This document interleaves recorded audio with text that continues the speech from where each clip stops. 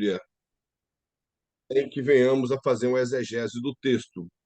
Quando estudamos hermenêutica, explicamos que exegese é fazer um estudo minucioso daquele texto que você escolheu para poder estudar. Então, isso requer, às vezes, um bom tempo para dedicar aquele texto ou aquela passagem em si. Então, nessa matéria, nós estaremos aprendendo um pouco a respeito disso, alguns métodos que nos ajudará a preparar ou compreender melhor a palavra do Senhor. Na introdução, irmão, para quem tem a sua apostila em PDF, o pastor coloca o seguinte: o objetivo dessa matéria é fornecer ferramentas necessárias para que se descubra, o aluno se descubra por si mesmo, ou o estudante se descubra por si mesmo as verdades da palavra de Deus. Então, o interesse dessa disciplina é nos fornecer condições de conhecer melhor as Escrituras, que nós, através da nossa dedicação ao estudo da palavra do Senhor, a nossa leitura diária, nós venhamos a compreender melhor a Bíblia. Porque, às vezes, as pessoas, quando ele fala por si mesmo, é porque boa parte dos cristãos depende da sua liderança para ajudar na interpretação da Bíblia. Ou alguns simplesmente utilizam a Bíblia nos momentos de estudo bíblico, que está escasso em algumas igrejas também. Hoje em dia, a maioria das igrejas ela tem muito culto e não tem estudo bíblico. Eu conheço igreja que tem culto 7 dias da semana, mas não tem o estudo bíblico, não tem escola bíblica dominical. E, sendo assim, o único contato que o povo tem com a Bíblia são os momentos de pregações, que boa parte delas não são pregações e outras são pregações muito curtas. Então, uma igreja que não tem um estudo bíblico é uma igreja que vai se tornar fraca. E se uma igreja não tem estudo bíblico, as pessoas que converteram naquela igreja, que nunca tiveram contato com o estudo bíblico, isso para eles vai ser coisa nova, se algum dia ele for para outra igreja. Ou se alguém até comentar com ele a respeito de um estudo bíblico. Mas o assunto principal é que, através dessa matéria, a nossa leitura diária, o nosso devocional com Deus, venha se enriquecer através desse método de estudo que nós vamos aprender aqui. O pastor ainda coloca mais que, além de fornecer, ela leva o leitor para um contato direto com as Escrituras, de tal maneira que sua vida seja moldada pela palavra de Deus. Ou seja, o nosso interesse é que aquele cristão, como nós estudantes de teologia, temos o ato de leitura da palavra do Senhor, é ter um contato direto com o texto que você vai estar estudando, de maneira que vai ficar mais amplo para você. Você vai aplicar aquilo na sua vida, moldando a sua vida de acordo com a palavra do Senhor, ou seja, vai estar nos colocando na forma da palavra de Deus. Moldar quer dizer isso, quando nós entramos na forma da palavra de Deus. E não tem nada melhor do que quando nós encaixamos dentro da palavra do Senhor, às vezes com muitas dificuldades de conseguirmos obedecer alguns mandamentos da palavra do Senhor, seja esses mandamentos negativos ou positivos, que os mandamentos negativos são os mandamentos que traz o que nós não podemos fazer, como não matarás, não adulterarás, não furtarás. E os positivos são aqueles que nos ordenam a fazer determinadas coisas, como amar o próximo, amar a Deus, e que são coisas que, às vezes, nós falamos que é fácil, quando, na verdade, se torna um pouco difícil. Sim, as pregações positivas ajudam bastante nessa área. Que, na verdade, para poder pregar expositivo, requer exegese e, principalmente, um método de estudo da palavra do Senhor. Porque uma pregação expositiva ela requer um conhecimento do contexto da época, do texto que você está estudando, porque pregação expositiva não tem a ver com você explicar todos os versículos que você leu. Tem a ver você entender o que realmente o escritor quis falar e o contexto daquela passagem. Isso é pregação expositiva. Há alguns momentos da pregação expositiva que vai requerer que você explique toda a passagem ou até mesmo explicar muito bem explicado o versículo e as palavras do versículo. principalmente quando é um texto que traz alguma doutrina. É quase impossível você estudar as cartas de Paulo sem se deter em cada versículo. E às vezes você gasta muito tempo, até mesmo em um versículo, em que descobrir o que o apóstolo Paulo está querendo falar com aquele versículo. Então, e principalmente quando nós temos um pouco da noção do grego, isso ajuda bastante, porque tem palavras que na nossa Bíblia, aqui no português, para nós passa despercebido.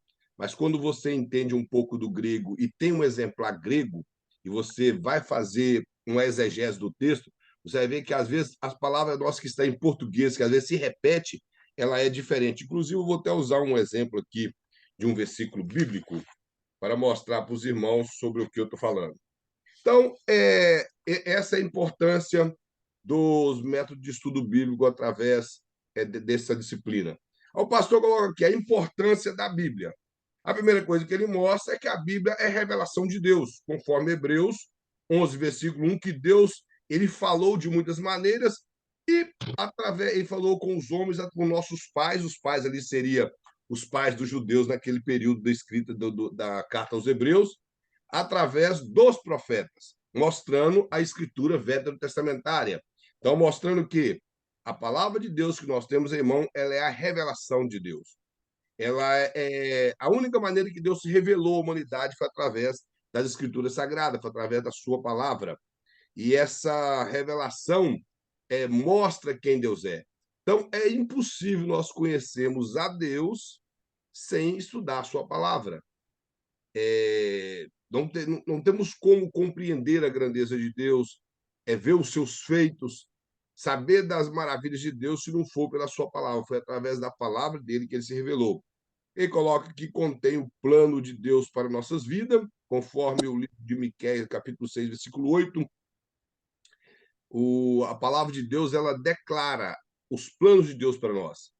O plano da salvação, as promessas que Deus fez à sua igreja, as promessas em relação ao arrebatamento da igreja, as promessas em relação ao cuidado de Deus para conosco, mesmo em meio às dificuldades, sabemos que Deus está conosco. Então, ela contém o plano de Deus para a vida de cada um dos teus servos. Basta estudarmos a Escritura, que vamos compreender os desígnios de Deus para nós.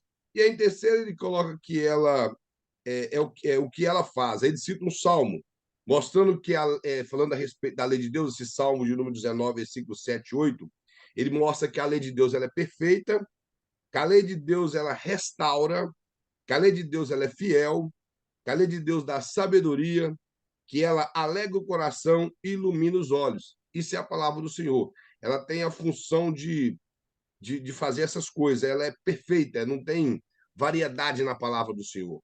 Naqueles desígnios que Deus decretou através da sua lei, da sua palavra, ela é perfeita em tudo. Mostra que ela restaura. Ninguém é melhor do que nós aqui, mesmo sendo testemunhas ocular de que a lei de Deus restaura completamente, como tem restaurado as nossas vidas. Mostra que ela dá sabedoria, ela nos guia para o caminho correto, ela nos dirige para que possamos fazer as escolhas corretas. Que, inclusive, a palavra de Deus até dá dica. Deus falou que colocava diante do povo o caminho do bem e do mal e disse: escolhe o bem para que viva. Então, quem escolheu o mal estava escolhendo por vontade própria. E mostra que ela alegra o coração, porque quando nós acreditamos na palavra do Senhor, a nossa alegria não está naquelas coisas que está à nossa volta, e sim na nossa convicção e a nossa fé em Deus, na capacidade que o Espírito Santo nos concede de estar em paz com Deus, estar em paz com as coisas que está acontecendo conosco, porque sabemos que Deus está conosco. Isso é uma alegria que a palavra de Deus traz ao nosso coração. E ela ilumina os olhos. Não tem nada melhor para a vida de um cristão do que a palavra de Deus dirigir os seus passos. E ele coloca também que ela é como que tem. Foi uma pergunta, melhor dizendo, na letra B, que como tem sido os estudos bíblicos. Ele vai colocar fragmentado e fraco. Isso poderia ser, irmãos, na vida individual de cada cristão, como tem sido o seu devocional, o devocional de cada cristão no mundo em relação à palavra de Deus. E ele coloca que ele é fragmentado e fraco na vida de muitas pessoas, mostrando que há uma decadência muitos cristãos em estudar a palavra do Senhor, sem interesse pela palavra de Deus, e pode também estar relacionado ao método de estudo que cada igreja tem, que às vezes pode ser alguns estudos sem objetivo, sem uma aplicação correta das escrituras, ou até mesmo, infelizmente, como eu disse no início, de igrejas que nem sequer têm um estudo bíblico. E se ela não tem um estudo bíblico, ela é pior do que fragmentada e fraco. Porque se nós formos utilizar a Bíblia simplesmente para o nosso bel prazer, ou como alguns pastores, alguns líderes, vou usar líderes, ensinam que se você ler 2, 3 versículos da Bíblia por dia, tá bom. Não tem como ampliar o nosso conhecimento lendo 3 versículos da Bíblia no livro de Provérbios hoje, lendo 2 no livro de Salmos amanhã, 3 no livro de Gênesis depois de amanhã. Não tem como absorver o conhecimento bíblico. Nós temos que pegar um livro da Bíblia e estudá-lo. E pegar de Gênesis, Apocalipse e estudar. Assim vamos aprender a Bíblia. Eu já É vi. Como? a fé racional, aquilo que você entende. Claro, nós não podemos simplesmente acreditar que tem pessoas que colocam aquela versículo que Jesus fala, que ele vai ajudar, o Espírito Santo vai te fazer lembrar. Mas você só lembra daquilo que você teve contato. Você não tem como lembrar de alguma coisa que você nunca teve contato. E eu já vi muito pregador citar o Salmo 80, 84, me parece, que fala: abra a tua boca que eu te encherei. E eles falavam que você é só ir para o púlpito, que abra a boca que Deus te enche e você fala. E no meio dessa brincadeira de abra a boca que eu te encherei, nós já ouvimos muitas asneiras nos púlpitos das igrejas. Porque se nós não prepararmos uma mensagem, uma pregação, nós vamos ter muita dificuldade para ministrar a palavra de Deus, principalmente quando nós queremos ministrá-la com verdade. Então, dentro do pensamento do pastor aqui, infelizmente, é fragmentado na vida de muitos cristãos esse interesse pelas escrituras e fraco. Inclusive, vai mostrar algumas coisas aqui assim que sempre é o que nós utilizamos para não fazer uso das escrituras. Aí ele mostra que a importância do estudo, do estudo bíblico. Eu falei em algumas características indispensáveis para aluno. Primeiro, o nascimento espiritual. Quando nós aceitamos a Cristo, passamos por um processo de regeneração e passamos pelo processo da justificação, que é o ato exclusivo de Deus, e entramos no processo da santificação, que é um estilo de vida que nós adotamos. Então, nós passamos a ter uma vida espiritual. Nascemos de novo. E esse nascer de novo, ele é um processo em nossas vidas. E assim só ocorre através da Escritura.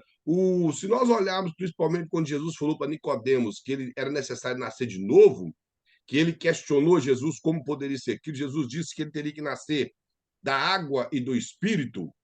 Eu, particularmente, interpreto o texto que água e Espírito ali, a água está simbolizando a palavra de Deus e o Espírito é sua vida dirigida pelo Espírito Santo.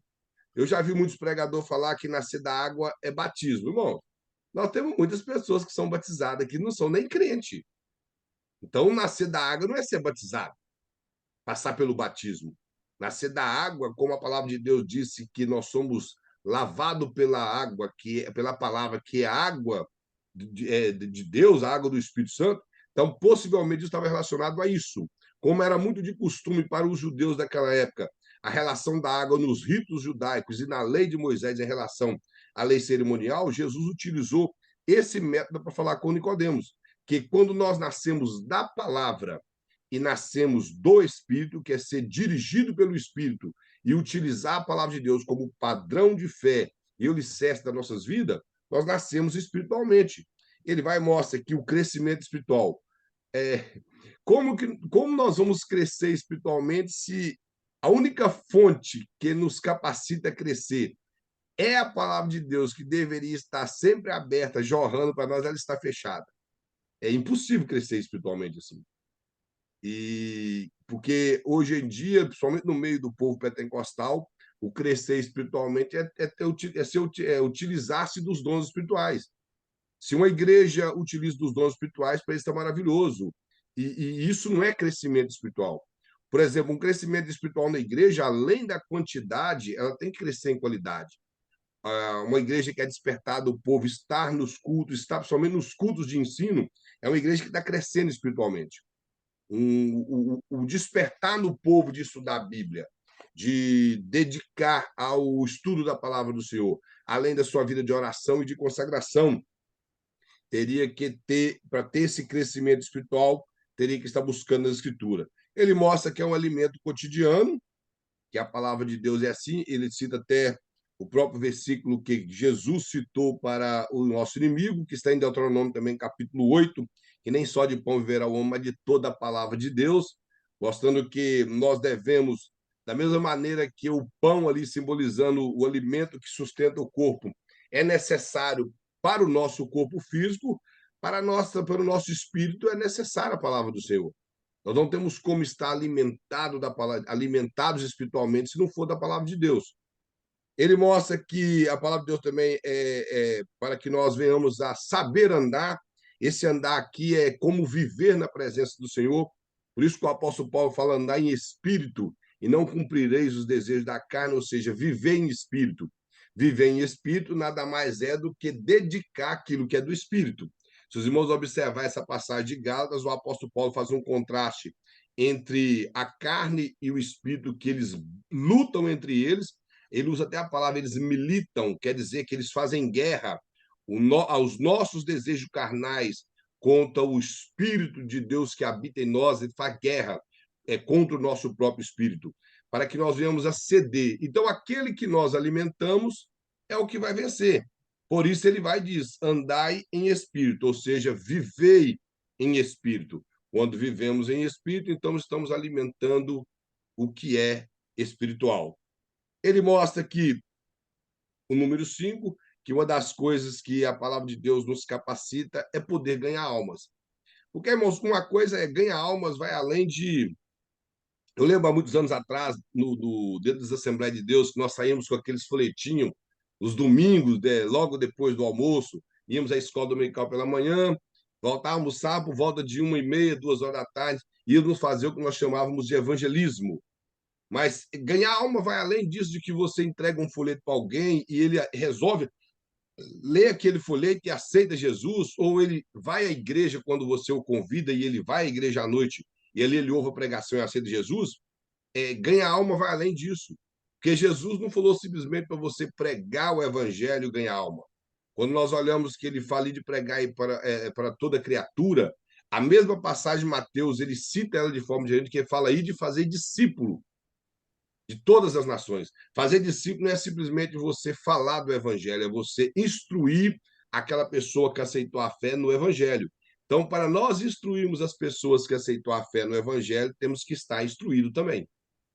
Porque senão não temos como passar nada para ninguém, se nem nós aprendemos a respeito da palavra do Senhor. Então, para ganharmos almas, precisamos de conhecer a palavra do Senhor, porque não é simplesmente chegar ali e falar assim, Jesus te ama, e indo mais hoje nos dias que estamos vivendo,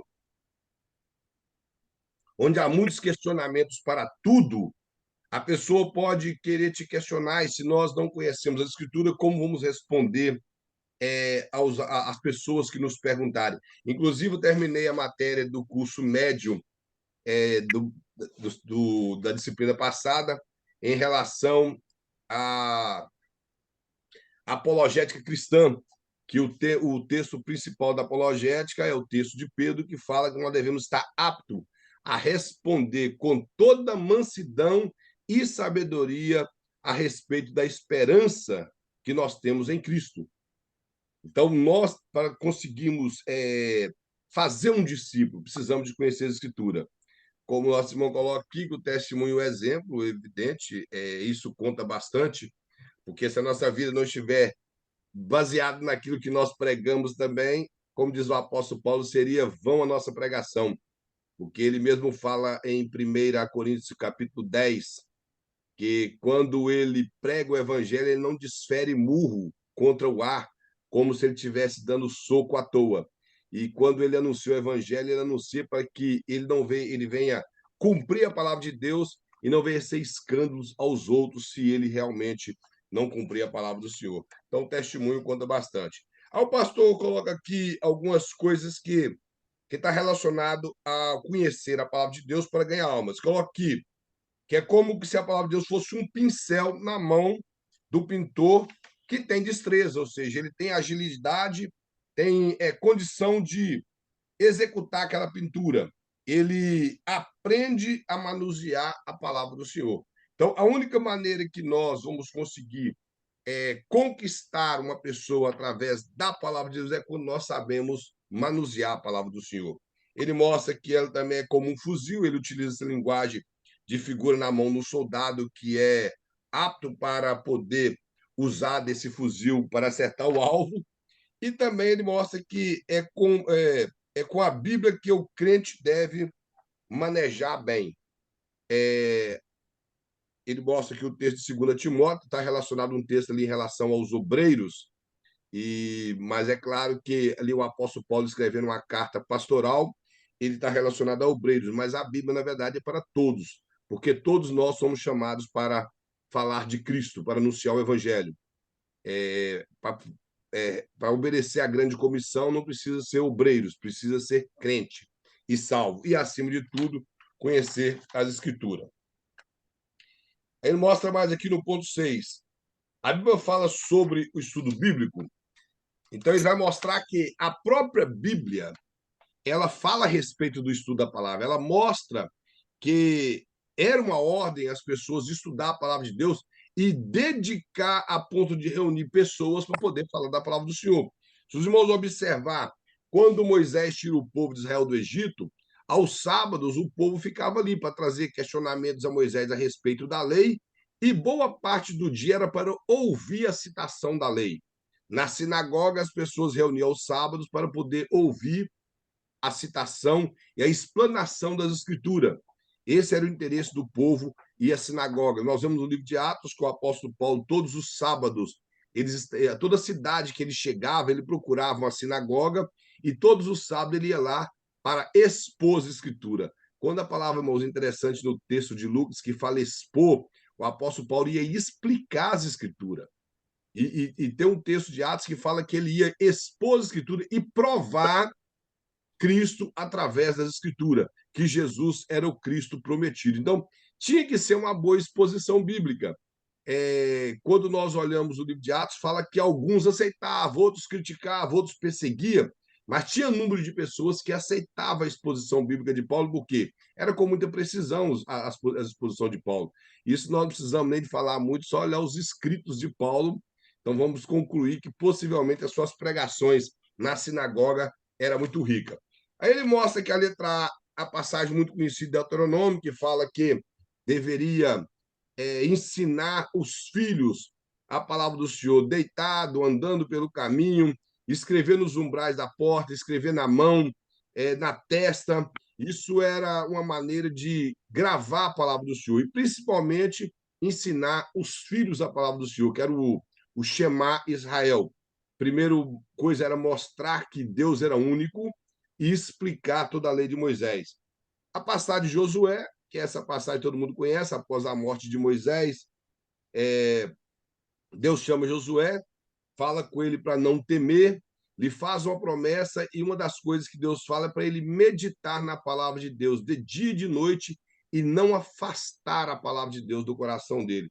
Meditar, irmãos, então implica em estudo e ruminar essa palavra após o momento de estudo, que é uma das coisas que os puritanos faziam, que todos os domingos pela manhã eles participavam do culto, cultuando a Deus e adorando a Deus, e eles passavam boa parte do tempo depois do almoço lembrando aquilo que foi pregado no culto pela manhã, que eles chamavam de meditação entre famílias, às vezes abordando a respeito do sermão que foi pregado e meditando na palavra do Senhor. O livro de Neemias, que é uma passagem que Neemias ele fala até a respeito de Esdras, que é essa parte interessante, que Esdras, como Esdras era da tribo de Levi, ele conservou a língua hebraica com ele, mas os judeus que vieram do cativeiro babilônico falavam aramaico, por ter aprendido o aramaico lá. Só as pessoas mais velhas que falavam hebraico.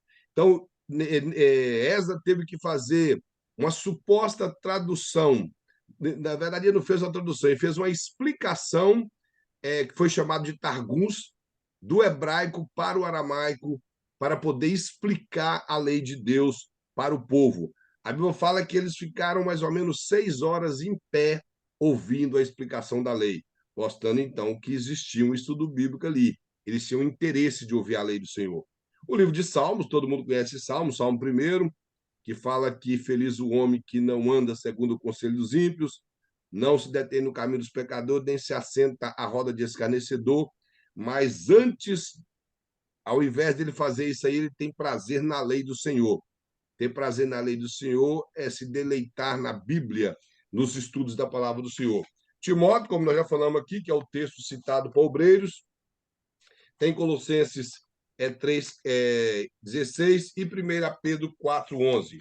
Então, irmãos, a Bíblia ela é repleta de versículos bíblicos ou de passagens bíblicas que desperta o povo de Deus para o estudo bíblico, mostrando que o estudo bíblico é como se fosse uma doutrina da própria Bíblia, que deveria ser cumprido nas igrejas e principalmente na vida individual de cada cristão. Ele ter a sua devocional com Deus, o seu interesse de estudar a Escritura. Atitude para com o estudo bíblico. Ele mostra, primeiro, atitude errada, negativa. Eu não serei capaz de entender. São as desculpas que... Isso eu estou dizendo que eu já ouvi isso bastante. Por exemplo, eu não consigo entender a Bíblia. Nós vamos entender uma coisa. É fácil compreendermos a Bíblia? Não. Nós temos que ser verdadeiros. A Bíblia ela está a uma distância muito longa de nós, a história bíblica. O último livro da Bíblia tem quase 2.000 anos que ele foi escrito, que é o livro do Apocalipse, o Evangelho de João e as 3 cartas. Então, isso dificulta bastante. A cultura já não existe mais, a cultura da época. A própria língua que a Bíblia foi escrita já não existe mais, que era o grego koiné. Então, tudo isso dificulta um pouco para nós. Mas é impossível, não. Deus preparou homens que essa cultura foi guardada através da história. É, Deus, mesmo que a língua morreu, não é falada mais, mas existe hoje livros, dicionários e pessoas preparadas para nos ensinar esse idioma que a Bíblia foi escrito. Então, nós vemos que há essa distância, sim, nossa, do contexto bíblico, da história, quando ela ocorreu. Porém, isso não é impossível. Então, as pessoas podem usar a desculpa de que não é capaz de entender, mas tudo que nós fazemos esforço e começamos a fazer, nós vamos saber se somos capazes ou não. Eu não consigo entender é que as pessoas, antes sequer de tentar fazer, já dizem que não conseguem. Então, nós nunca podemos dizer que não conseguimos fazer sem antes tentar. E a boa parte dos cristãos tem essa desculpa. Eu não consigo entender a Bíblia. A Bíblia é muito difícil. Essa é a desculpa deles. Aí ele vai colocar outra coisa que é muito negativa, que é a preguiça, e ela é utilizada com a frase: eu não tenho tempo. Que é a verdade, nós conseguimos tempo para tudo, que aquilo que beneficia o que nós queremos fazer. Eu sei que a vida, principalmente aqui na América, ela é muito corrida, mas no Brasil, qualquer lugar do mundo, eles vão falar a mesma coisa: eu não tenho tempo, porque nós conseguimos arrumar essa desculpa. Mas, por exemplo, eu trabalho todos os dias, de segunda a sábado, mas se eu precisar de fazer alguma coisa durante o dia no sábado, eu pego folga no sábado e vou fazer. Os irmãos estão compreendendo? Eu peço uma folga e falo que eu preciso fazer algo nesse dia.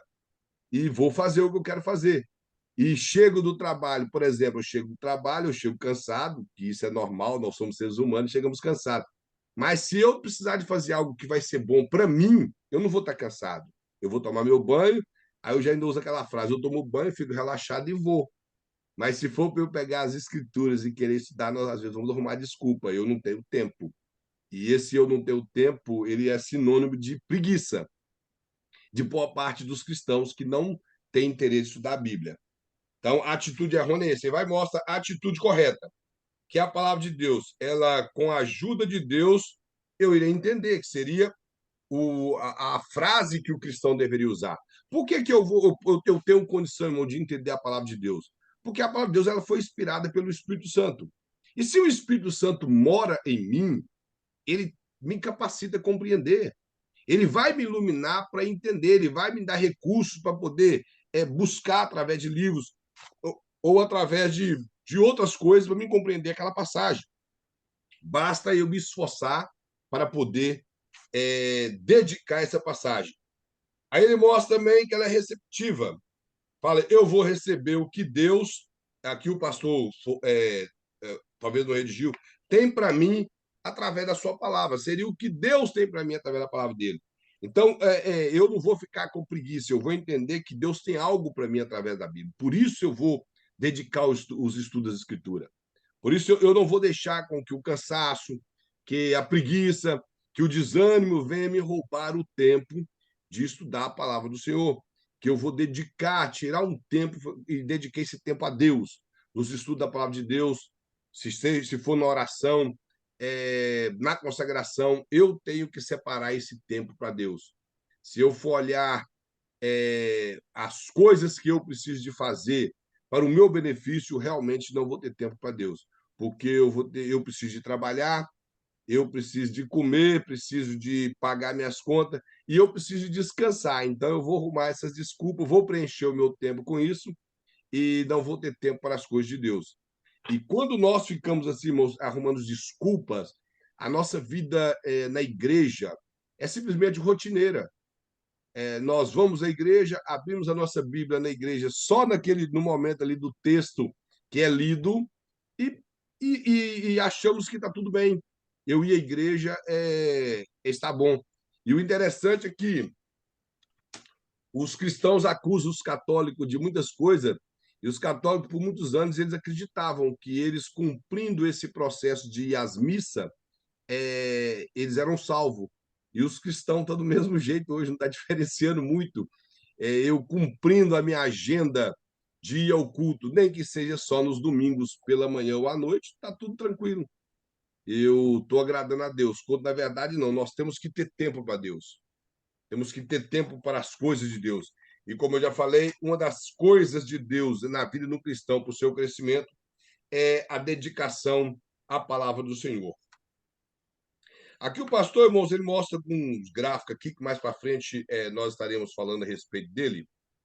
Ele apresenta aqui alguns métodos para nós podermos estudar a palavra do Senhor. E coloca, iremos estudar vários métodos, mas a base de todo é o método indutivo. Nossa ênfase será no processo de raciocínio que leva o aluno a formular conclusões gerais partindo dos fatos particulares. Ele fala que a chave é a observação necessária para observar o texto que se está estudando. Então, através desse método indutivo, nós vamos achar o que é a chave principal do texto e para poder conseguir interpretar esse texto.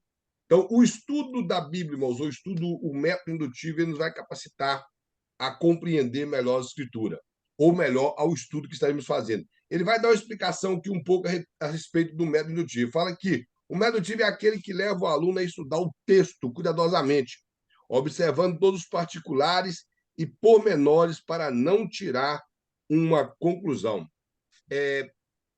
Essa questão, irmão, de estudar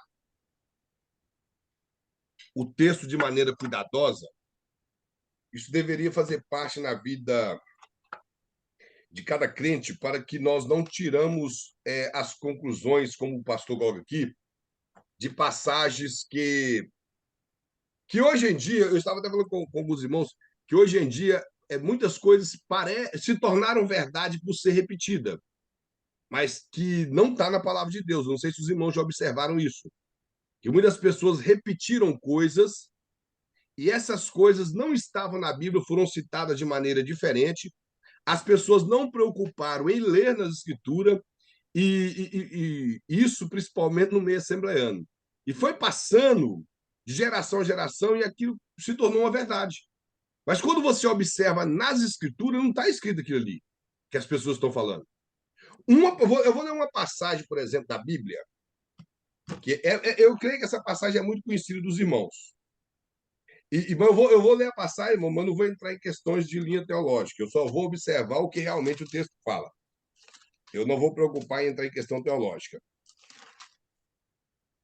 Os irmãos conhecem a linha teológica do arrebatamento da igreja. Amém? Os irmãos fazem a mão, quem conhece? Arrebatamento da igreja. Amém? Principalmente a linha assembleiana, é a linha de pré-tribulacionismo, que a igreja é arrebatada antes da grande tribulação. Qual é o texto utilizado, principalmente nas pregações, em relação ao arrebatamento da igreja? 1 Coríntios, capítulo 15, versículo 51, que fala: Eis que eu vos digo um mistério, nem todos dormiremos, mas todos seremos transformados. No momento, no abrir e fechar de olhos, ao ressoar da última trombeta, a trombeta soará, os mortos ressuscitarão incorruptíveis e nós seremos transformados. Porque é necessário que este corpo corruptível se revista de incorruptibilidade e esse corpo mortal se revista de imortalidade. Então, eu não vou precisar de ler o resto do texto. Esse texto, irmãos, ele é citado que o rapto, o arrebatamento da igreja, esse arrebatamento invisível, ocorre em um momento. O interessante, quando você vai no grego, a palavra momento aqui é átomo. E átomo, quando você traduz para o português, dá partícula incalculável de tempo. E o apóstolo Paulo tenta explicar aqui que no português ficou um pouco ruim, que ele fala que é no abrir e fechar de olhos. Mas no grego dá como se fosse um piscar, que é fechar e abrir rápido. Então, no português seria piscar. Desse texto é tirado o arrebatamento da igreja. E quase todos os pregadores, inclusive teólogos bons, citam esse texto como sendo do arrebatamento. Mas se os irmãos observar o texto, quando fala que, eis que eu vos digo mistério, nem todos dormiremos, mas todos seremos transformados, o apóstolo Paulo não está falando de arrebatamento, está falando da ressurreição. É só os irmãos olhar todo o capítulo 15. O capítulo 15 do livro da Carta de 1 Coríntios, ele é uma apologética em relação à ressurreição. Existia um grupo na igreja de Corinto que não acreditava na ressurreição. O apóstolo Paulo discorre mostrando, a partir do versículo 1, que Jesus andou por cerca de 40 dias, foi visto por mais de 500 irmãos. Ele ainda fala que muitos deles ainda viviam e que, por último, ele foi visto pelos apóstolos e, por último, por ele. Aí ele faz alguns questionamentos que poderia ocorrer, que as pessoas poderiam perguntar. Ele até fala que existia uma seita na época em Israel que batizava pessoas através do nome de alguém que já morreu, em crença na ressurreição. O apóstolo Paulo até fala: se a ressurreição não existe, então é somente comemos porque amanhã morreremos. E a nossa fé ela é em vão. E ele fala: se a ressurreição não existe, então por que as pessoas batizam pelos mortos? Aí há um questionamento de onde estaria o corpo de quem morreu, porque já que ele já se decompôs na terra, o apóstolo Paulo explica que a ressurreição é como a semeadura. Aí no final, que é como a semeadura, porque a semente, os irmãos sabem que uma semente, antes dela germinar, ela morre. Ela morre depois que ela germina. Então o apóstolo Paulo quer dizer que a ressurreição é como a semeadura. Esse corpo que desfez, no dia da volta de Cristo, ele vai ressuscitar, porque ele vai ser como uma semente, ele vai trazer esse corpo de volta, não importa de onde, vai voltar o corpo. Então, o texto aqui está explicando que no abrir e fechar de olhos, as pessoas que estão mortas, elas ressuscitarão e nós que estamos vivos, juntamente com os mortos que ressuscitou, vamos ter um corpo transformado. Não está falando que vai ser arrebatado. Está falando que vai ser transformado. Os irmãos estão compreendendo? Mas os irmãos já ouviram esse texto que é o arrebatamento da igreja? Pregado. E do texto não está falando. Mas se tornou uma verdade no meio do povo pentecostal, por quê? Foi repetido, repetido e repetido, e as pessoas não checaram o texto. Então, infelizmente, isso acaba acontecendo quando nós não prestamos atenção no que a palavra de Deus diz. E devido a isso, muitas coisas são repetidas, se torna verdade, se torna até teologia, pela falta de atenção. E quando eu falei, irmãos, na questão do texto, quando nós estamos utilizando um texto bíblico, que às vezes ele traz palavras repetidas no texto, dentro do nosso português, que nós não percebemos a diferença, eu quero pegar uma passagem aqui na primeira carta de Paulo a Timóteo, capítulo 6, deixa eu achar o versículo aqui.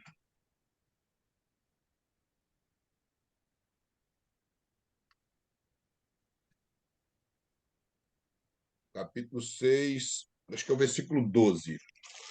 Vou pegar a Bíblia da tradução atualizada, que é melhor.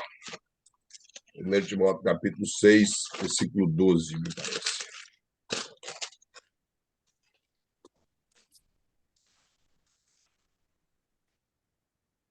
Isso. O versículo 2 fala assim, ó: combate o bom combate da fé, toma posse da vida eterna, para a qual também foste chamado e de que fizeste a boa confissão perante muitas testemunhas. O texto, no nosso português, você vai ver que fala combate o bom combate. Para nós está muito. Tá no português, nós não conseguimos enxergar o que o apóstolo Paulo está falando. Porque se eu fosse perguntar aos irmãos o que é combater o bom combate, nós estaríamos dando muitas explicações aqui. E tem muitos versículos da Bíblia, quando eu falei no início que nós temos que dedicar o nosso tempo, principalmente nessa questão da exegese, é por essa questão. E como os irmãos acabaram por duas disciplinas a respeito do grego, eu acompanhei as aulas, eu sei que é um pouco difícil, na verdade, bastante difícil, mas eu creio que os irmãos saíram com pelo menos um pouco de noção a respeito do grego. Então, quando o apóstolo Paulo fala combate, ele está dando a ordem para Timóteo, o bom combate da fé. No português aqui, nós vamos achar que simplesmente ele fez ênfase à palavra combate. Dá um parecer nisso. Que ele simplesmente quis fazer um ênfase ao combate, a palavra combate, para poder a pessoa lutar pela fé dele. Mas não é isso que o apóstolo Paulo quer dizer. No grego, a primeira palavra combate é a palavra agonizomai, que quer dizer lutar de maneira dura. É como as lutas grego-romanas, ou vou colocar aí no nosso contexto mais remoto, mais perto, que é o UFC.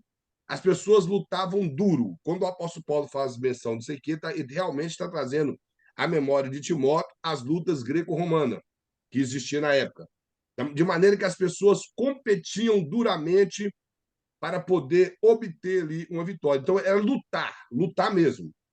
Então, ele traz a palavra agonizomai. Que o interessante é que essa palavra, irmãos, ela no português, ela vem da palavra agonia, onde se você se agoniza. Então, combater aqui nesse primeiro aqui seria nós agonizar duramente nessa luta. Então, está difícil a luta, você está agonizando nela, mas você não para. Aí ele fala, o bom combate. Aí a palavra combate, que é a segunda palavra, já não é agonizimai. A palavra aqui é agon. E agon é o local que o combate era feito. Então, agon seria a arena. Então, quando ele fala combate o bom combate, aí ele traz a palavra bom antes, que é a palavra kalos no grego, que quer dizer excelente. Então, quando o apóstolo Paulo está falando combate um bom combate na fé, está dizendo que você vai lutar duramente em uma arena onde as pessoas estarão te assistindo, porém a sua luta vai ser com excelência. Só que no nosso português fica difícil você tirar uma conclusão desse versículo assim, porque no português você vai achar a palavra combate e combate igual. Mas no grego você vai ver que são duas palavras diferentes. Se eu tiver um exemplar grego, os irmãos podem pegar, que os irmãos vão ver que a palavra é diferente no grego. Então, conhecer uma noção do grego ou da língua original da Bíblia, que seja o grego ou o hebraico, ajuda na interpretação bíblica. Vai ajudar você a conseguir interpretar a Bíblia e não criar doutrina que não está na Bíblia. É claro que com uns versículos como esse, nós não fazemos doutrina, porque a maioria das vezes no versículo desse, as pessoas utilizam como uma pregação de esperança, de fortalecimento. Mas se você vai fazer uma exegese bíblica, você precisa de entender isso. E além de tudo, é claro que melhor para nós é o nosso enriquecimento no conhecimento da Bíblia. Você conseguir, primeiramente, aplicar esse texto na sua vida antes de aplicar na igreja. Então, existem vários outros versículos na Bíblia que trazem o nosso português a mesma palavra, mas no grego a palavra seria diferente, principalmente em Gálatas, porque o apóstolo Paulo, eu não sei se os irmãos já observou, tem muitas passagens que o apóstolo Paulo utiliza que ele faz alguns trocadilhos de determinados assuntos. Só que, às vezes, no português nós não conseguimos enxergar, mas na língua original da Bíblia, sim, nós conseguimos ver que ele fez algum trocadilho com a relação àquilo que estava acontecendo. Ele utiliza a mesma palavra fazendo algum trocadilho. Então, isso ajuda a enriquecer o nosso conhecimento bíblico quando nós dedicamos a estudar a Bíblia de maneira minuciosa, fazendo essa exegese bíblica. Então, irmãos, o pastor vai colocar mais embaixo aqui, a questão do método indutivo. Como eu falei, o aluno vai ter uma interpretação cuidadosa do texto e ele vai observar tudo aquilo que é importante no texto. Eu não sei se os irmãos lembram, quando o pastor ele ministrou para nós, a aula foi até de hermenêutica, ele estava explicando o que nós devemos observar que dá ênfase ao texto. Boa parte das vezes é o verbo, dá muita ênfase ao texto, principalmente nos Salmos. Eu lembro que na época ele utilizou uma passagem de 1 Coríntios capítulo 7, onde, melhor, Romanos capítulo 7, onde o apóstolo Paulo está falando da lei e ele utiliza a figura do casamento. Ele utiliza a figura do casamento, falando que a mulher está ligada à lei do marido enquanto o marido vive. Ali, no caso, a mulher seria a igreja e o marido ali é a lei. E ele mostra que a lei ali, como a lei é muito perfeita, ele até usa a linguagem que o marido é muito perfeito, só que era a lei, que era muito perfeita, que não tinha como essa lei morrer. Então, quem que tinha que morrer? A mulher. Então, da mesma forma, somos nós. Nós morremos para a lei e vivemos para Cristo. E ele até, na época, ele fez a pergunta, qual é a palavra que mais é repetida no texto? Era a palavra lei. E a palavra lei ali, ela se divide em duas, a lei cerimonial e os códigos civis, que eram as leis civis de Israel. Ali não faz menção da lei moral, que é os 10 mandamentos, mas faz menção aos códigos civis e à lei cerimonial. Então, quando nós observamos esse tipo de destaque no texto, também ajuda a interpretar melhor a Bíblia, quando nós observamos esse tipo de destaque no texto. Ele mostra aqui, irmãos, a definição. Deixa eu ver aqui, para ensinar.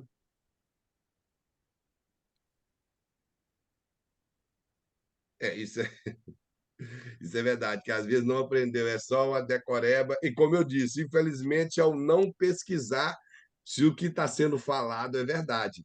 É a falta dos crentes bereanos, como é o próprio nome da nossa escola. Os crentes de Bereia, que o apóstolo Paulo falava e eles conferiam nas escrituras se o que o apóstolo Paulo falava tinha fundamento. E as escrituras que eles utilizavam ali era o Velho Testamento. E o interessante é que as interpretações que Paulo dava no Velho Testamento, irmãos, não era algo fácil naquela época para se entender. E os crentes bereanos conferiam nas escrituras se o que o apóstolo Paulo falava realmente tinha fundamento. E uma das coisas que os irmãos podem observar, eu sempre ensino isso na nossa igreja, coloca os nossos obreiros em problema. Eu falo no nosso ministério, onde eu vou pregar, eu falo. Quando o pregador abrir a Bíblia e ler, fica com a sua Bíblia aberta, não fecha a Bíblia, até ele terminar de pregar. Tem uns que nem lê, evangelista. Deus me perdoa. A irmã falou Antes tudo. de ler o texto, eles vão aplicando. Isso. Ué, como é que pode, gente? Não lê o texto. O que a irmã falou, eu vi. Irmãos, isso que ela falou é coisa que eu já vi, e isso acontece. Eu vou voltar no assunto que ela falou, porque eu realmente já vi. Mas eu falei, sabe por quê, irmão? Toda igreja que você vê, o pregador leu, o povo fez assim com a Bíblia, jogou ela de lado, é igreja que não tem Bíblia. O pessoal tem que estar com a Bíblia aberta e ouvindo. A mensagem pode ser temática, expositiva ou textual. Tem que estar com a Bíblia aberta. Mas tem hora que eles começam num versículo, aí ele parte para outro capítulo, aí o rapaz estava lá, Zaqueu estava lá em cima da árvore, não sei o quem desceu para não sei aonde, aí você desiste até de seguir, entendeu? You give up. You give up. Mas o que a irmã Lúcia falou, irmãos, a respeito de não ler, eu vi isso por 5 vezes. O pastor começar. Teve um dia que ele pediu ainda para abrir o texto, pelo menos as pessoas tiveram uma noção, mais ou menos. Quem conhece a Bíblia, quando ele começou a falar, teve noção sobre o que ele queria ler. Mas ele não leu e ainda nós ficamos de pé por volta de uns 20 minutos esperando ele terminar com o que ele estava falando para ele ler a Bíblia. No final das contas, eu sentei. Como eu sento na frente, aí eu sentei, os que estavam atrás, tudo vem sentando, igual se fosse um dominó. E ele seguiu pregando. A outra vez, ele, mesma coisa, e virou e ainda teve a capacidade de falar. Os irmãos lá em casa. O texto é esse, irmão lá em casa. Irmãos, isso não pode acontecer. Não, eu já ouvi falar assim, gente, mas aqui eu não vou nem ler esse texto. Eu falei, gente, mas come on. Ué, não vou nem ler o texto. Então Eu, quer dizer que a palavra do homem prevalece mais do que a de Deus? Come pode ser, on. irmãos, o Salmo 23, que quase todo mundo conhece de cor, pelo menos o versículo 1. Se a pessoa vai pregar ali, ele tem que ler, para que toda a igreja saiba que ele tem uma base de onde ele está tirando a sua mensagem. Nós temos que utilizar a palavra de Deus. Então, ler o texto é fundamental e, como eu já disse, pode ser o estilo de sermão que vai fazer com que a pessoa possa ir de um lado para o outro nas escrituras. Mas se é um sermão textual ou expositivo, ele vai estar preso ao texto que ele leu. Um sermão temático pode lhe dar alguns espaços, porém, a sua ida de um lado para o outro nas escrituras também não faz perder o foco do sermão. Então, de forma alguma. Se eu estou pregando um sermão temático, ele tem que ser obedecido. Muito que eu vou citar passagens da Bíblia, mas ele vai estar encaixado dentro dos pontos da minha mensagem. Não pode ser como a Molus falou, o camarada está falando de Zaqueu, de repente ele está lá na criação e depois ele conclui, nem sei com qual outro tipo de gente em cima da árvore. E acaba não fazendo nada. E o povo consegue não entender nada. Mas, mas uma coisa é, nós, como servos de Deus, irmãos, temos que estar com a nossa Bíblia aberta e atento a tudo que é pregado em cima dos nossos púlpitos.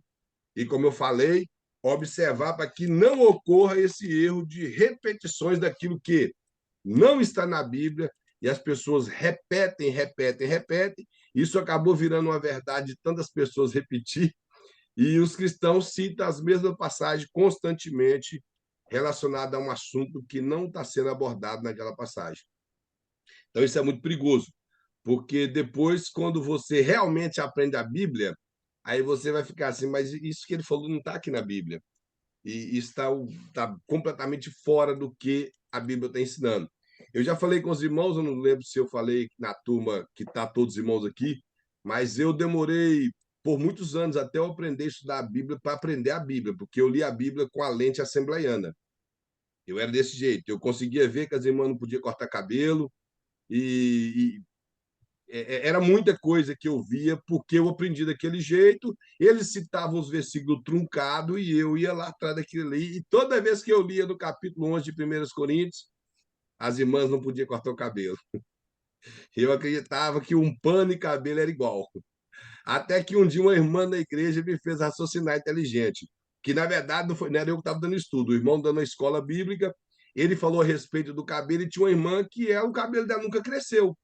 E ele disse que o cabelo foi dado no lugar de véu, porque foi também. O texto, irmãos, observar, o texto não está desse jeito. Aí ele disse que o cabelo foi dado no lugar de véu, a irmã virou e falou assim: então nunca tive véu, ué. Porque o cabelo dela nunca passou, nunca ficou nem do tamanho do meu. Que era um cabelo curtinho mesmo, o cabelo nunca cresceu. Ela falou: então nunca tive véu. Aí aquilo ali, eu falei assim: esse negócio que a irmã falou parece que é meio sério mesmo. Se o cabelo grande é dado no lugar de véu, por que a irmã não tem véu, então? O cabelo dela nunca cresceu. Aí é quando a gente interessa estudar as coisas de Deus da maneira correta. Por exemplo, tem um versículo em Deuteronômio, capítulo 22, versículo 5. Melhor, capítulo 5, versículo 22, que fala que o homem não deve vestir roupa de mulher, nem mulher de homem. E eu, na época, eu achava que calça existia desde a época de Noé, então eu achava que a mulher não podia vestir calça. Até que eu aprendi que todo mundo usava vestido naquela época. O homem usava vestido e a mulher também. Então, a diferença era só em um cinto e no tamanho. Não tinha diferença. Tudo era túnica, tudo era vestido. Os irmãos estão compreendendo? Mas o irmão falava, eles usavam ainda a palavra, não pode usar calça jeans, as irmãs não podem usar calça jeans, porque está escrito na Bíblia. E eu lia e achava que era. Então era quase que o negócio virou verdade na minha mente, de tanto repetir. Quando nós estudamos a Bíblia, para aprender a Bíblia, não com a lente da denominação que nós estamos. Eu respeito a denominação que eu estou. Se ela tem um costume e eu quero ficar lá, eu vou acatar ao regimento interno dela, porém, aquilo não pode ser padrão de doutrina. Eu até conversava com um amigo meu que mora em Fall River, e nós estávamos falando a respeito da Bíblia, eu falei, se for olhar muitas igrejas no passado, principalmente a assembleana, ela não era diferente de uma seita, porque uma seita, o que é uma seita? É um agrupamento de pessoas que tem um caminho para o céu que não é Cristo, que tem um caminho que leva a Deus, que é Cristo mais alguma coisa. Então, se na Assembleia de Deus cortar cabelo levava para o inferno, então não era o sacrifício de Cristo não foi perfeito.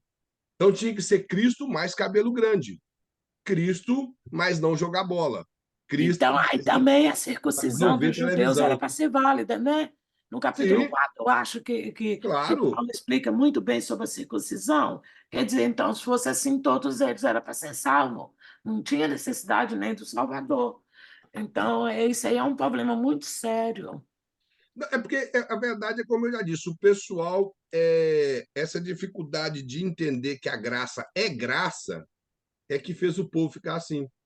E quando nós olhamos aos costumes que eram impostos, eu não estou sendo contra costume, irmão. O costume pode ser imposto, e só não pode ser imposto como salvação.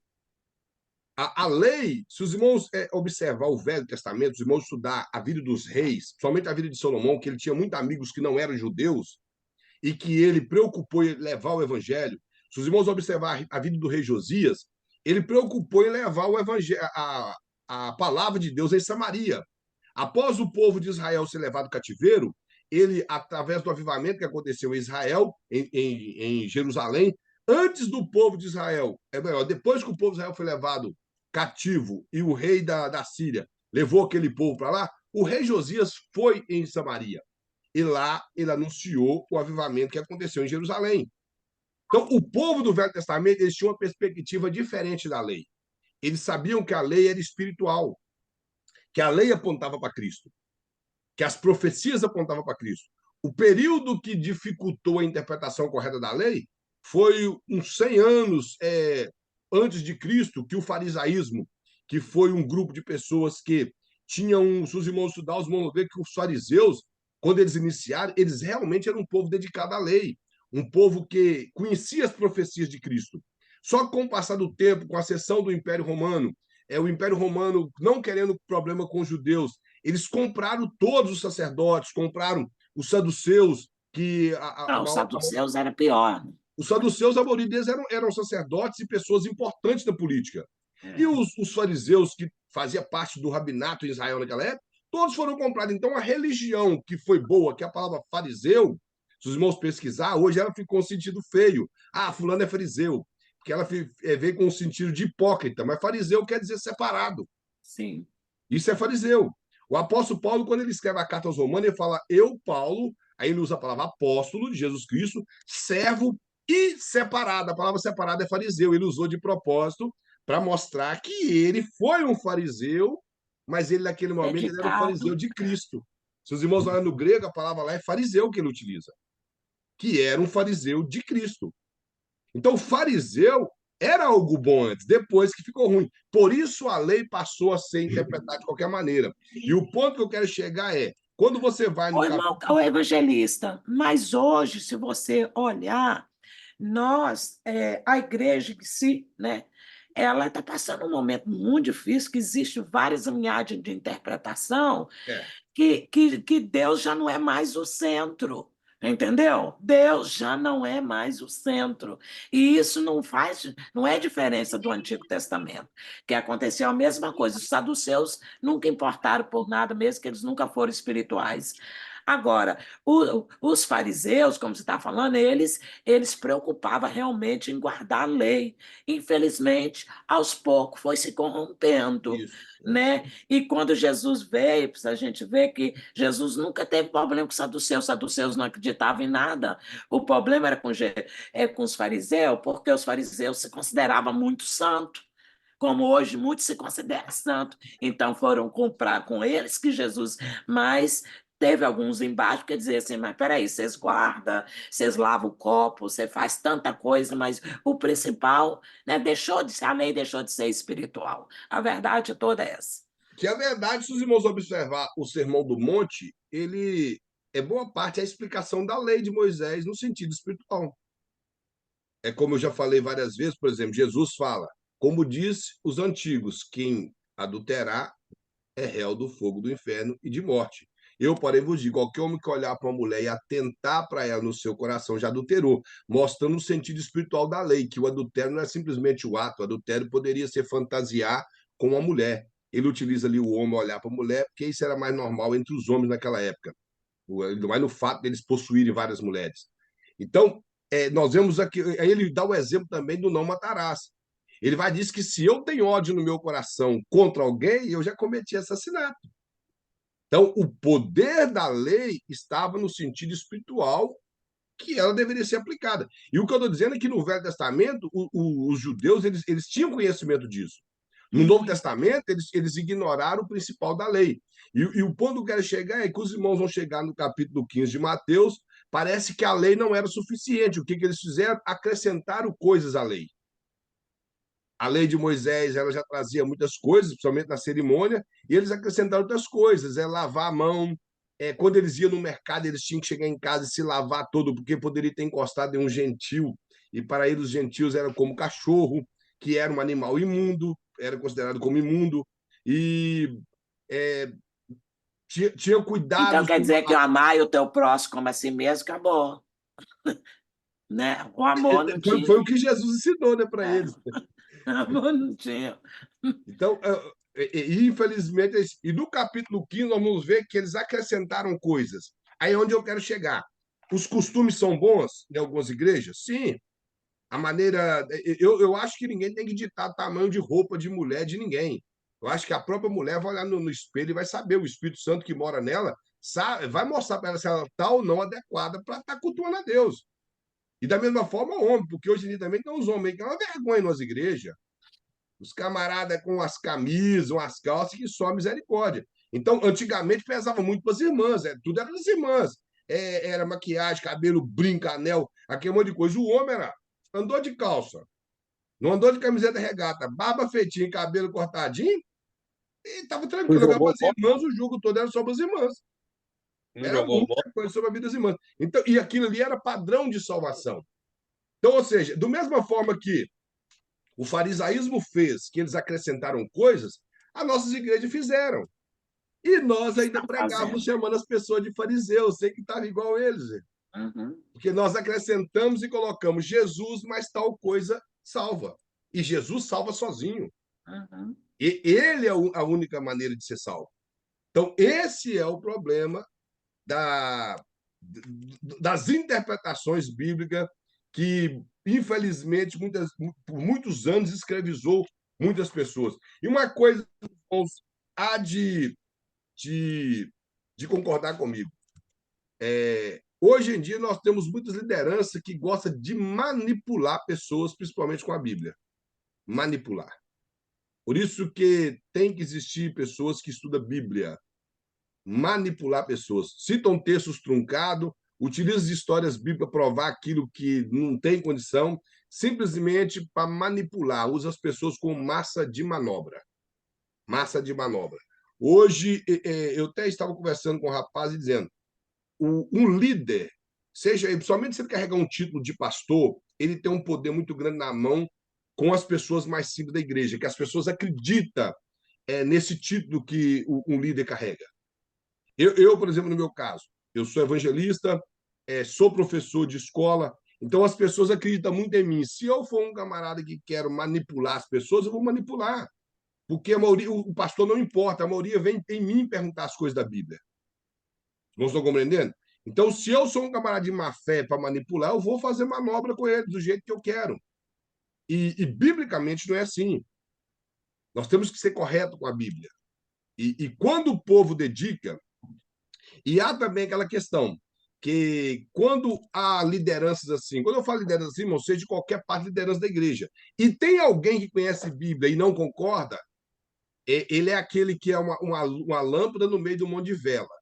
Aí as velas que tá ali, que o seu tempo está acabando e a lâmpada vai viver mais tempo, aí todo mundo critica ele. Porque ele é diferente, aí ele é rebelde, ele não concorda, e está de acordo, discordando de tudo que acontece na igreja, porque ele não concorda com ser manobrado, porque ele estuda a Bíblia. Aí o pastor ou a liderança que não estuda a Bíblia, que quer manobrar, acaba tendo problema com ele. Aí ele é taxado de Bora, rebelde, de insubmisso. manda, É... embora, Ah, pode falar. manda embora. Manda embora. E vai indo assim. Então, é complicado. Estudar a palavra de Deus é muito necessário no meio do povo cristão. Infelizmente, nós estamos. Está sendo complicado hoje em dia esse desinteresse das pessoas em estudar a palavra do Senhor. E o pior são os entretenimentos na igreja, roubando o tempo do que é precioso na igreja, que é a palavra do Senhor. Os entretenimentos. Então, os entretenimentos têm tomado espaço do que é necessário dentro da igreja, que é a Bíblia. Aqui, irmão, na página, apesar que os irmãos não estão com a apostila, mas na página número 4, fala introdução, indução e método científico. Que aqui o pastor mostra a questão da dedução e indução. Ele fala que, em poucas palavras, na indução a gente observa primeiro e depois conclui. E na dedução, concluímos primeiro e depois observamos. Na questão do texto, seria bom primeiro enxergarmos tudo que está à nossa volta no texto para concluirmos que o nosso assunto aqui é interpretação, média interpretação bíblica, para preparar estudo bíblico. Então, para que nós não venhamos a tirar conclusões precipitadas, devemos ter conhecimento, um alcance de todo o assunto que queremos estudar. Como eu já falei, se for um assunto temático, vamos procurar todo o tema relacionado àquele assunto na Bíblia. E se for um livro da Bíblia, estaremos ali aprendendo com aquele livro e, claro, pesquisando em outros livros da Bíblia para ajudar a interpretar. Porque como a Bíblia ela se desenvolveu de maneira... ela foi desenvolvendo de maneira progressiva, isso nós temos que acompanhar com outros livros, porque a Bíblia interpreta a Bíblia. Tem passagens na Bíblia que nós vamos ter algumas dificuldades de interpretar e vamos, às vezes, aprender em outro livro da Bíblia aquilo que está escrito. Porque, principalmente, por exemplo, o livro aos Hebreus, a carta aos Hebreus, ela é uma interpretação muito clara do livro de Levíticos. Então, 90% do livro de Levíticos está citado em Hebreus, porém, com a interpretação daquela passagem, ajudando a compreender o livro de Levítico. Mas foi o que o Paulo fez, né? Ele pegou Na o verdade, Velho nós não sabemos, né? Testamento. Na verdade, eu não sei. Eu não acho que foi Paulo. Eu acho o estilo muito diferente do de Paulo. Apesar que estilo também não determina escritor. Estilo, nós não podemos querer que todos os estilos... apesar que ele tinha um estilo peculiar nas suas cartas, mas tem algumas cartas de Paulo também que divergem um pouco no estilo. Inclusive, a carta ao Colossenses, apesar de ser muito parecido com Efésios, mas o grego da carta aos Colossenses é muito diferente dos demais gregos que Paulo utilizou nas outras 12 cartas que nós sabemos ao certo que é dele. Então, poderia ter uma dificuldade, mas a carta aos Colossenses nós sabemos que é do apóstolo Paulo. O Hebreus nós não sabemos ao certo se Não, é dele. E eu acho um pouco difícil, porque ele assinou todas as cartas dele, por que ele não ia assinar a carta aos Hebreus, né? Seria, seria um pouco. Será que ele mas mexeu? não tinha ali ninguém que tinha conhecimento do Antigo Testamento igual Paulo. Na Na verdade, verdade, Paulo eu foi um creio que homem muito bem sim. preparado nas letras, por isso que ele teve realmente, claro que é dom de Deus, foi Deus que escolheu, mas ele teve uma desenvoltura muito grande de explicar o Messias dentro da página do Velho Testamento, entendeu? Porque ele conhecia muito, ele estudou, ele foi preparado, né? Assim, já você vê Lucas, eu tenho problemas quando eu olho as coisas que Lucas escreve, porque eu acho que ele tem umas falhas, assim, eu não sei se foi ele o que aconteceu, mas eu acho umas falhas muito grandes, que pelo que você olhando a mentalidade de Lucas, ele não era um judeu.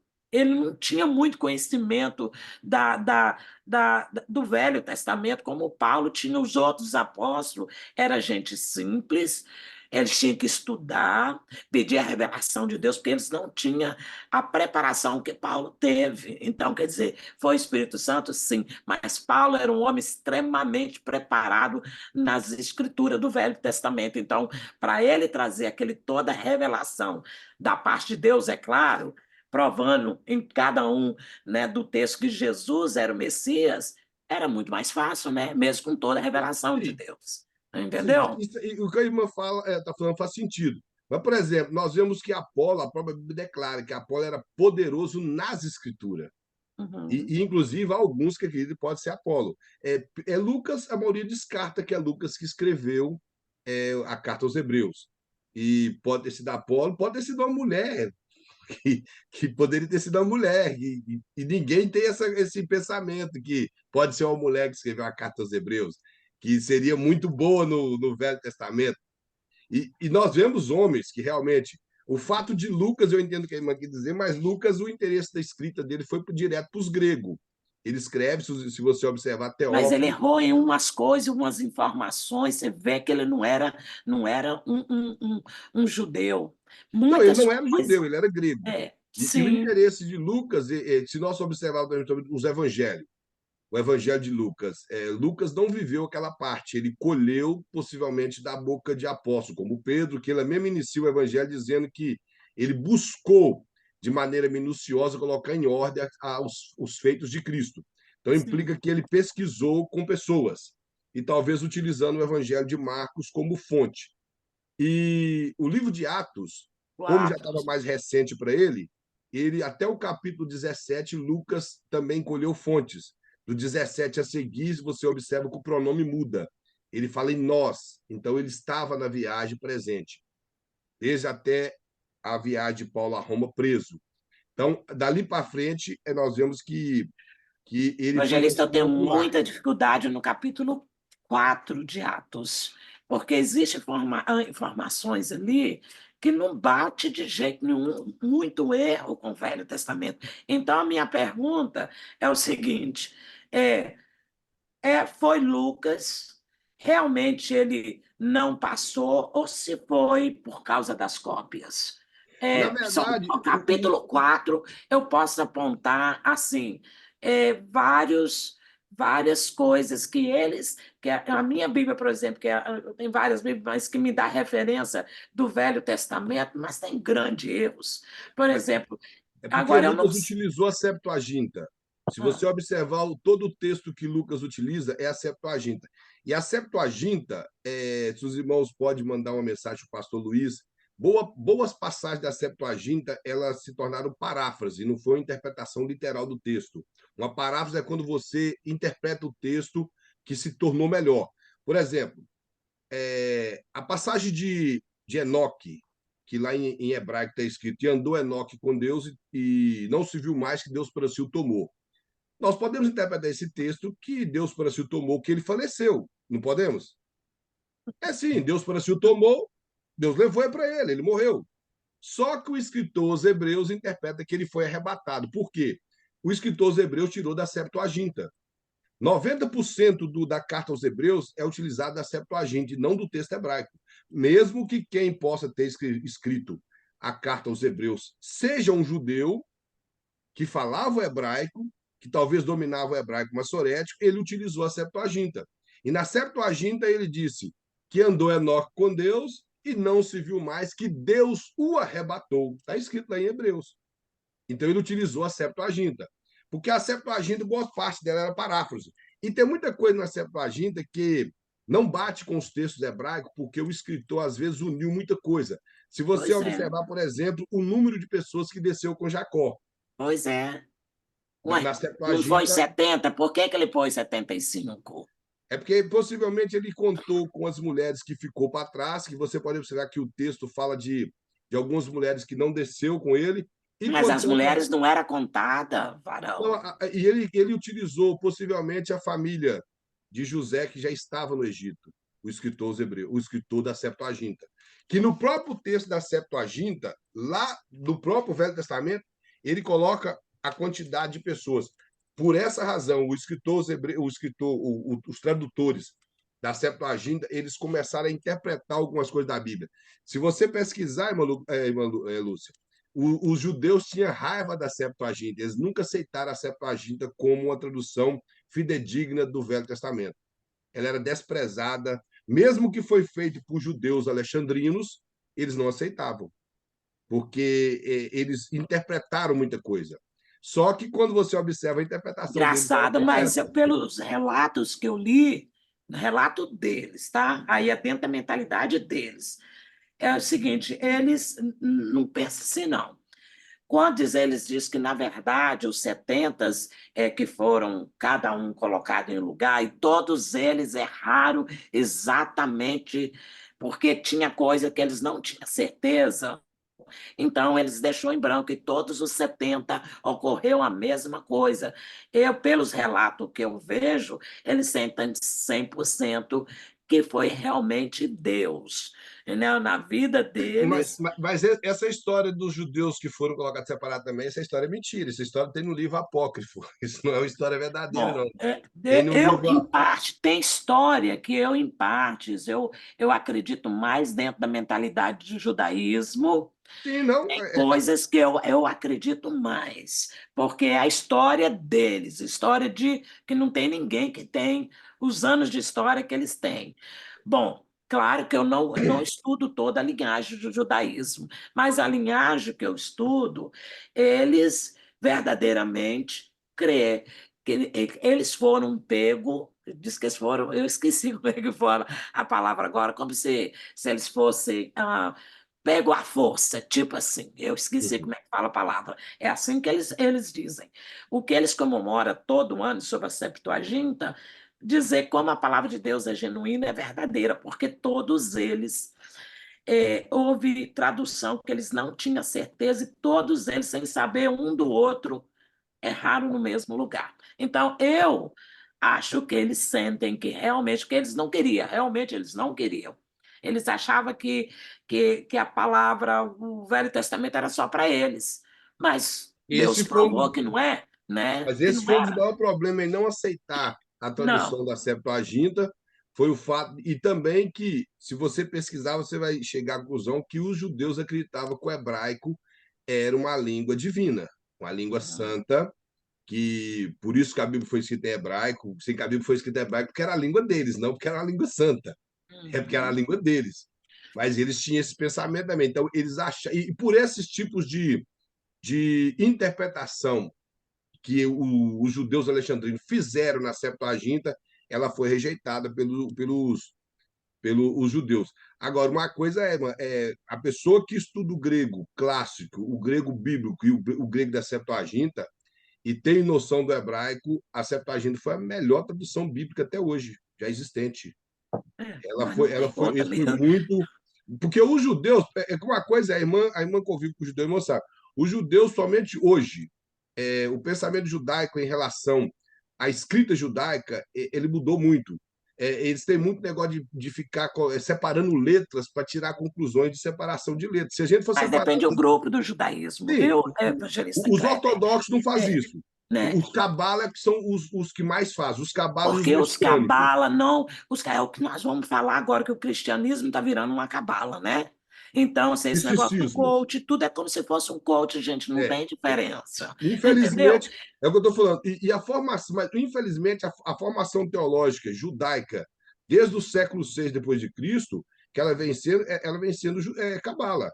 É. Essas interpretação de principalmente pegar palavras e separar as palavras e com as letras querer formar uma frase. Ultimamente saiu a tal interpretação na genealogia de Adão, que falando ali que o homem estava morto, que o homem precisava, que ali Mas tem. esse não é todo. Não, não, O eu sei. chamado, Mas o isso, sabe o que é? ortodoxo é bem fiel. Mas o que eu Agora, ia os chegar é que, outros, infelizmente, essa interpretação chegou no pensamento cristão. Que já mas tem muitos cristão escrevendo usam um livro com isso. a evangelização que é esse que é o erro. Muitos cristãos buscam a fonte do judaísmo dentro dessas traduções. E esse é o problema. Que pelo menos se a gente busca uma linhagem que ainda é fiel, 100% não são que existe uma mesclagem muito grande, Sim. mas pelo menos eles tentam ser fiel à Os palavra, ortodoxos são muito fiéis à lei, à são, interpretação da são lei. sim, são. Inclusive, eles não colocam o Talmud, que é a suposta lei oral, em cima da lei escrita. Agora, uma coisa, irmãos, que nós, igual eu tô falando, eu, particularmente, por que eu acredito que a Septuaginta ela é uma tradução muito fidedigna? Porque o escritor aos Hebreus, a irmã pode observar, o escritor aos Hebreus utilizou a Septuaginta. Ele não deveria ter utilizado a Septuaginta, ele tinha de utilizar as escrituras hebraicas, já que ele estava escrevendo para os Hebreus. Ele utilizou a Septuaginta. O apóstolo Paulo utilizou demais a Septuaginta. Tem um Uhum. versículo que o apóstolo Paulo cita, que, se você for observar, ele não tem nada a ver com o que ele cita do Velho Testamento. Aquele texto de Efésios 4, que ele fala, melhor, Efésios 2, desperta tu que dormes de entre os mortos, porque já resplandece a sua luz. Esse texto, sabe qual texto que é? Está lá em Isaías. Está lá em Isaías 60, que é um versículo que muitas pessoas leem em homenagem ao aniversário de pastor, que não tem nada a ver. Vou até ler para os irmãos que Isaías 60 fala assim: dispõe-te e resplandece, porque já vem a tua luz, e a glória do Senhor nascerá sobre ti. E é claro que o contexto vai mostrar que o que o apóstolo Paulo citando esse versículo, ele citou da Septuaginta. Desperta, ó tu que dormes, e levanta-te de entre os mortos. No contexto, tanto de Efésios como o contexto do livro do profeta Isaías, não está errado. Então, Não, e o apóstolo Paulo, se o texto da Septuaginta fosse um texto não fidedigno, eu não acredito uhum. que ele utilizaria ele, na maioria de suas cartas, De jeito nenhum. citando. A carta aos Efésios, que é uma carta eclesiológica, o apóstolo Paulo cita mais de 30% da sua carta das escrituras do Velho Testamento Hebraica. tirado do grego. Então, o Lucas, o fato de Lucas ser grego, não quer dizer que ele simplesmente só utilizar a Septuaginta, porque Lucas, além de tudo, ele era historiador. Eu acredito que Lucas falava o hebraico, talvez não dominava, mas poderia falar o aramaico. E isso não dificultaria nada para ele escrever o seu livro. Para nós, igual eu falo, essa distância nos dificulta muita coisa, para nós. Mas dentro da Bíblia, não. Igual o irmão escreveu aqui, que nos tempos antigos, os costumes eram do pensamento da época era superior às escrituras, isso é verdade. E uma das coisas que, até hoje, como nós falamos aqui em relação ao judaísmo, as linhas judaicas reformistas e alguns pensamentos de linha judaica, eles têm que a lei, suposta lei oral, que é o Talmud, é superior à lei escrita, que é a lei de Moisés. E eles falam que essa lei do Talmud ela é superior porque ela foi dada a Abraão, mas não existe um resquício de nada que prova, a não ser um versículo bíblico que fala que Abraão obedeceu os preceitos de Deus e a lei de Deus. Os preceitos de Deus e foi entre Deus e Abraão. Possivelmente, obedecer os preceitos de Deus, encaminhar na presença de Deus e ter obedecido à lei de Deus de acreditar que Deus faria dele uma grande nação. E ele saiu da terra dele, foi para o lugar sem rumo que Deus guiou a vida dele. E isso é obedecer à lei de Deus, e o que Deus determinou para ele. Mas lei verdadeira é a lei escrita, que é a lei de Moisés. Então, irmãos, aqui na indução de método, como passou colocar aqui, ó, ele na página de número 4, ele fala que nessa indução de método nós determina-se o alvo daquilo que você está lendo. Coleta essas informações, como eu já falei, você vai pegar um todo do livro que você está lendo, ou seja, de uma passagem. O exemplo muito grande, a passagem do filho pródigo, a parábola do filho pródigo. Não sei se os irmãos já observaram que ali não são três parábolas, os irmãos já observaram isso? Os irmãos já observaram que é uma parábola? Estou dizendo, nós falamos parábola das 100 ovelhas, parábola das 10 dracmas e parábola do filho pródigo. Mas não sei se os irmãos já observou que não são três parábolas. É uma parábola que ela é contada com três figuras. O texto está lá escrito assim: e Jesus lhe propôs uma parábola. Se os irmãos observar o texto, está escrito isso. E como a Bíblia grega não é dividida em capítulo e versículo, segue-se a sequência. Porque todo o contexto é mostrar o quê? O amor de Deus. As pregações mostram o quê?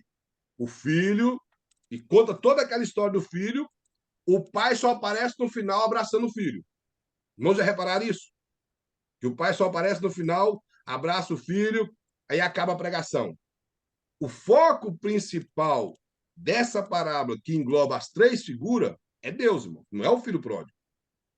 Ali, o contexto está falando do amor de Deus, do perdão de Deus, da hipocrisia do homem, do afastamento do homem se perdendo, de Deus procurando o homem e o homem se distanciando de Deus. Esse é o foco da parábola.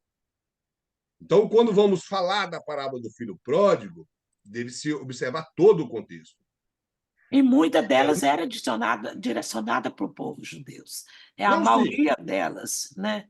a parábola foi direcionada, mas direcionada é o seguinte: vamos dizer, Mas abrangia a todos. o foco principal da parábola é Deus. Deus. Não. Aí o que Jesus, por exemplo, filho pródigo, vamos lá, a parábola do filho pródigo.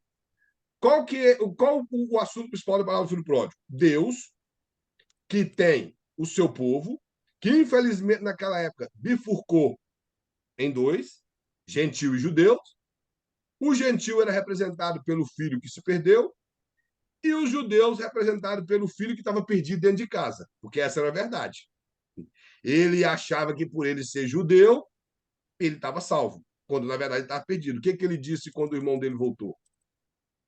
Eu sempre estive aqui contigo, fiz tudo, o senhor nunca matou nenhuma cabritinha para mim. Agora, o que, que o povo judeu tinha? Tinha tudo. O apóstolo Paulo fala que a eles foi dado, no capítulo 9 da Carta aos Romanos, a lei, a aliança, as alianças, né? Nem a aliança. Todas as alianças, aliança adâmica, aliança noética, aliança abraâmica, aliança davídica, tudo foi aliança de Cristo, tudo foi dado aos judeus. Ele fala que deles era o culto, que deles era a lei, que deles eram as alianças, era o conserto, era Cristo. Então, para eles foi dado tudo. E ele estava preocupado com o cabrito.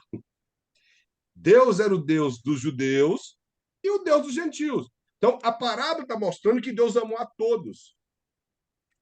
A ovelha que se Todos perdeu, os filhos são iguais para são Deus. iguais. Esse é o foco principal da parábola. Então, quando nós aprendemos a olhar a Bíblia, como o pastor Glock, preocupar em coletar todas as informações, vamos aprender a Bíblia melhor. Mas nós aprendemos que a parábola é do filho pródigo. E o filho pródigo é a personagem importante da parábola. Nós aprendemos isso por muitos anos, que ele é a personagem importante da parábola. Aí as pregações é o quê? Sobre o crente que desviou, andou no mundo, bebeu, fumou, prostituiu e tal, e tal. Hoje é seu dia de volta à vida. Se ele voltou, eles vão ainda citar o versículo errado, que é a festa nos anjos no céu. E lá não fala que tem festa de anjo no céu.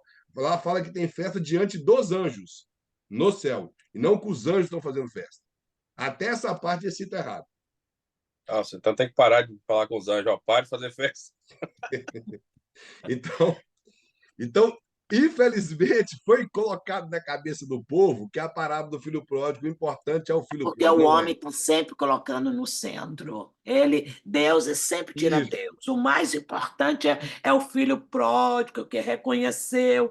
Não, o mais importante é o amor de Amor Deus. de Deus. Que, É, indiferente do que aconteceu, Deus continuou amando ele. sim. Indiferente. Deus, ele amou a humanidade. Nós não tínhamos, bom, nós não tínhamos nada que agradasse a Deus.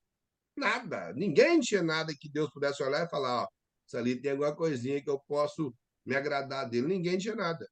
Então, esse é o foco principal. O amor de Deus que supera todas as coisas. Esse é o foco principal da parábola. Vamos parar por aqui, que já vai dar 10 horas, e vamos ficar aqui. Voltamos na próxima aula dentro desse assunto.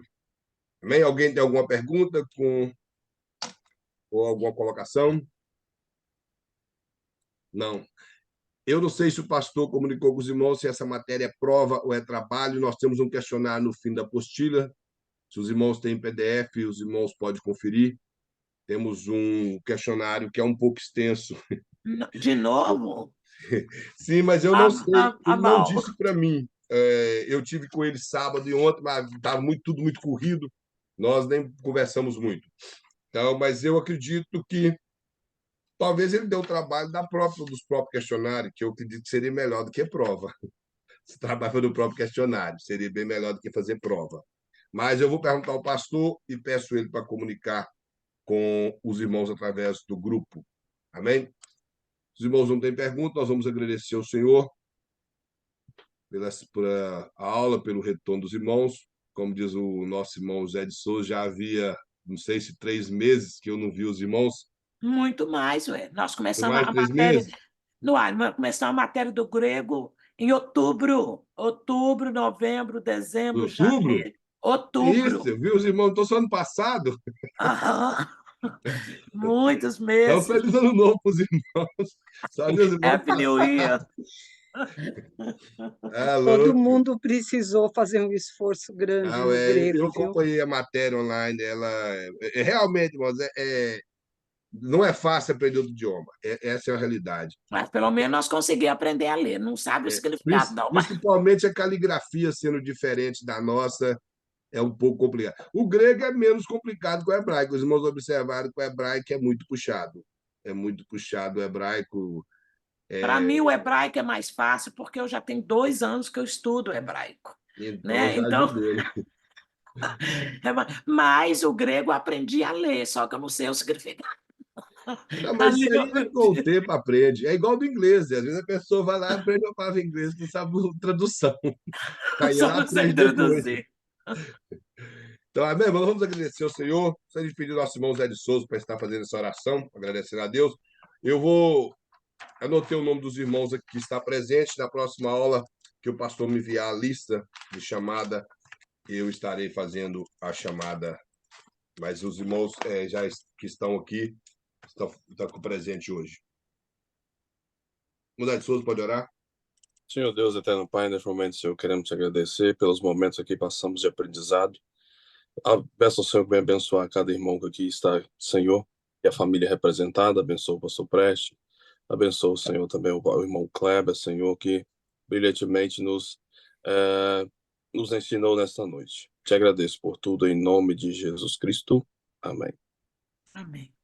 Amém. Vamos, que Deus abençoe a todos, que eu tenha uma excelente noite, uma maravilhosa semana. Todos ficam na paz do Senhor Jesus Cristo. Amém. Paz do Amém. Deus Senhor a todos. abençoe.